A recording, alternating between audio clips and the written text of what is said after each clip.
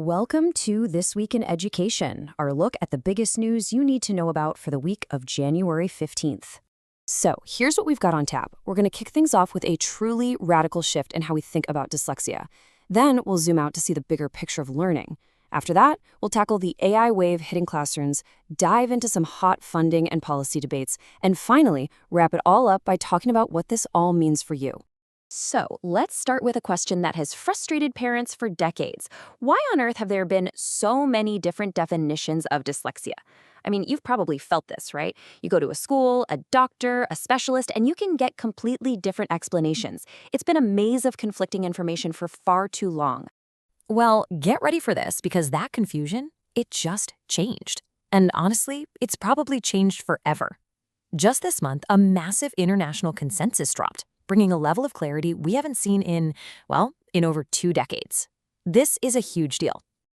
All right, let's dive in. Section 1, this radical shift for dyslexia. We're talking about the first major update to the official definition since way back in 2002. So here it is, the new International Dyslexia Association definition. Now, this isn't just a few words changed on a page.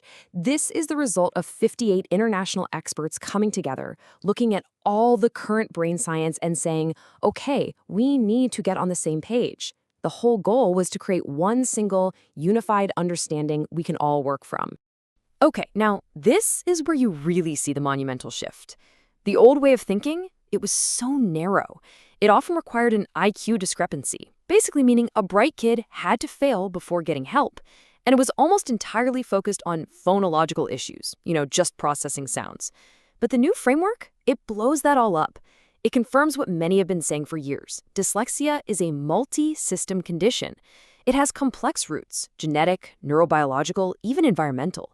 And so importantly, it finally explicitly addresses the psychological side of things.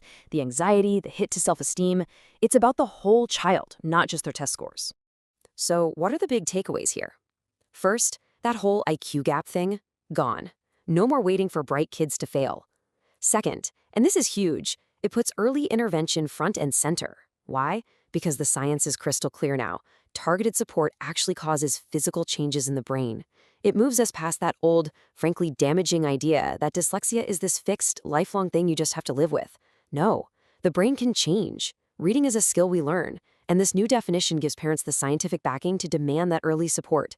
It is a total game changer. Okay, so let's zoom out a bit. This new understanding isn't just about reading in a vacuum. It actually helps us build a much fuller picture. And it confirms something really important. Learning differences are almost always interconnected. And this is exactly what we mean. This new definition really validates that dyslexia is a multi-system condition, not just a simple issue with phonics. You can see here how these learning patterns overlap. They often share the same roots in the brain, which is why a kid who struggles with reading might also struggle with something else entirely. And look at this number. 50 to 60%. That is not a small overlap. The research shows that up to 60% of people with reading challenges also have challenges with math. And that's no coincidence. It's because they're often tapping into the same underlying brain processes, things like working memory or visual spatial skills. And beyond the data, there's the human side, which this quote just captures perfectly. Premier League soccer star Giovanni Leone said this, talking about his own childhood. He recently opened up about his reading journey and that feeling of social isolation, that feeling of just being different. It's such a powerful reminder of the emotional weight that comes with this and how much that support system matters. All right, let's switch gears. For our news roundup, we're kicking it off with the topic that's on everyone's mind, the AI wave crashing into education.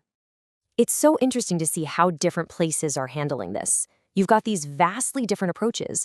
In Estonia, they're teaching kids to think with AI. Their chatbots actually respond with questions, not answers, to build critical thinking. Pretty cool. Then you jump over to Illinois in the US, where they're putting up guardrails, outright banning AI from being the only teacher in the room. And then there's India, which is just going all in with a massive program to teach AI skills to 10 million citizens. And it's not just at the national level. We're seeing this play out in local districts, too. You've got a county in Virginia fully licensing an AI, framing it as a teacher collaborator. A community college in New York is launching free webinars to get parents and educators up to speed. And then California just became the first state to mandate safety rules for chatbots used by kids.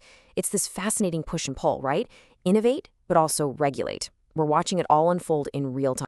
Okay, next up, funding and policy. And there were some major moves this week in how schools are funded and run. Let's start in Idaho, where there's a full-blown crisis brewing. Local communities are being forced to scramble to fill an $82 million funding gap. And you can see why right here. The state's formula assumes about 5.8% of kids need special education support. But the reality? It's almost double that, at 11.5%.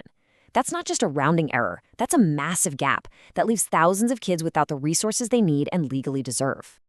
And it's not just Idaho. All across the country, big policies are in motion. In New York City, the new mayor-elect just did a 180 on his campaign promise about who controls the schools. Out in California, a new law is creating an automatic admission path to state universities for a whole bunch of students. And check this out. In New Hampshire, a huge shortfall in their school voucher program has sparked 17 different bills to try and fix it. It just goes to show you the ground under education policy is constantly shifting. Okay, so we've covered a lot of ground. Dyslexia, AI, funding crises. What's the common thread here? When you step back, it really boils down to one word: empowerment.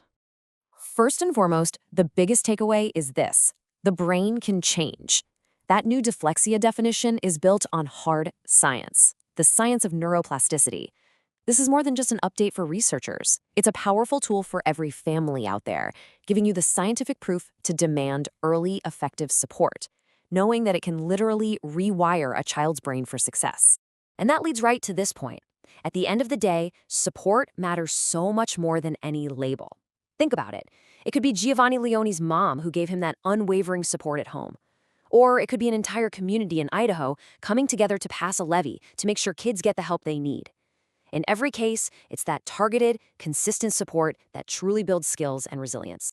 And finally, we're seeing this slow but steady recognition that every learner's path is unique.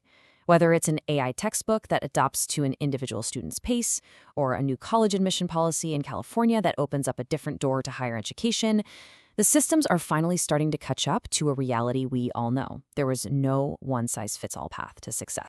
So, all of this really shifts the entire conversation, doesn't it? We move away from asking, what's wrong with this child, to asking, what is possible for this child? And that leaves us with the big, critical question we all have to grapple with. Now that we have the scientific proof that early intervention can physically change the brain, how do we make sure that every single child gets that opportunity? Get a free AI analysis of your child's learning struggle. Link in the description.